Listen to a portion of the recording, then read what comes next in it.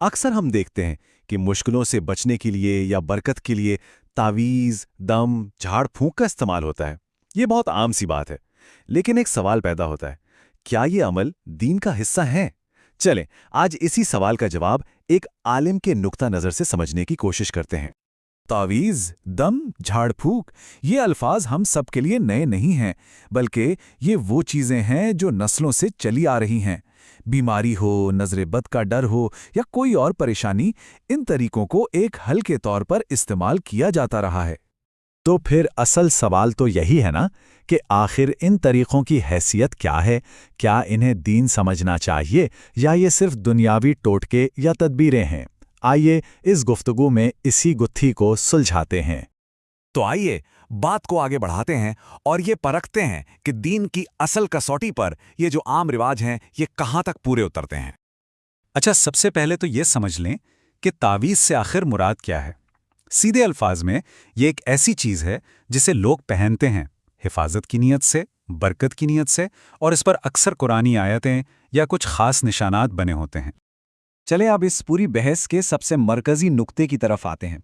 वो क्या बुनियाद है, वो क्या उसूल है जिस पर किसी भी अमल को दीन का हिस्सा माना जाता है या नहीं माना जाता।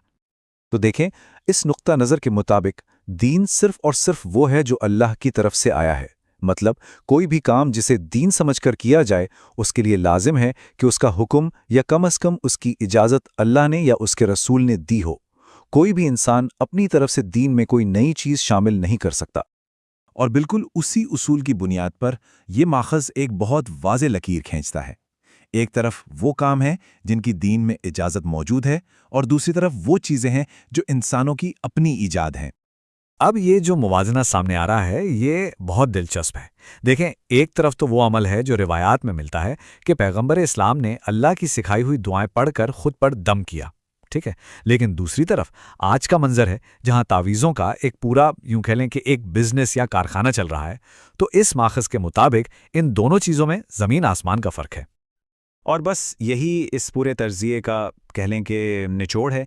इस आलिमाना राय का हतमी नतीजा ये है कि आजकल तावीज़ों का जो ये पूरा सिस्टम बना हुआ है ये दीन का हिस्सा नहीं बल्कि ये खालिसतन एक इंसानी ईजाद है।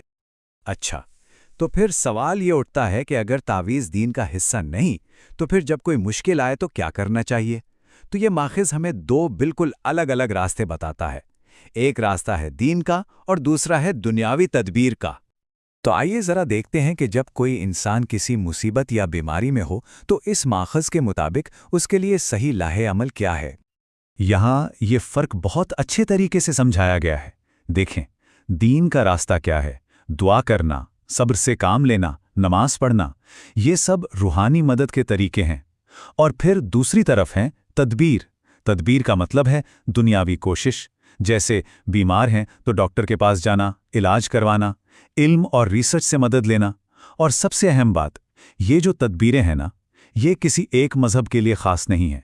ये तो यूनिवर्सल हैं, हर इंसान के लिए हैं, चाहे उसका कोई भी मज़हब हो। तो अब तक की सारी बातों को ज़रा जोड़कर देखते हैं। आखिर किसी भी मुश्किल से निपटने का एक मुकम्मल और सही तरीका क्या हो सकता है? यहाँ एक पूरा जामा तरीक़ाकार बताया गया है 4 कदमों में। पहला कदम, जो भी दुनियावी हल मुमकिन है उन्हें अपनाएं। यानी अल्लाह ने जो इल्म दिया है, जैसे मेडिसिन है, साइंस है, उससे पूरी तरह फ़ायदा उठाएं। दूसरा कदम, जब अपनी तरफ से अमली कोशिश कर लें तो फिर अल्लाह से दुआ करें। तीसरा, जो भी सूरत हाल है उसका सामना सब्र और हिम्मत से करें।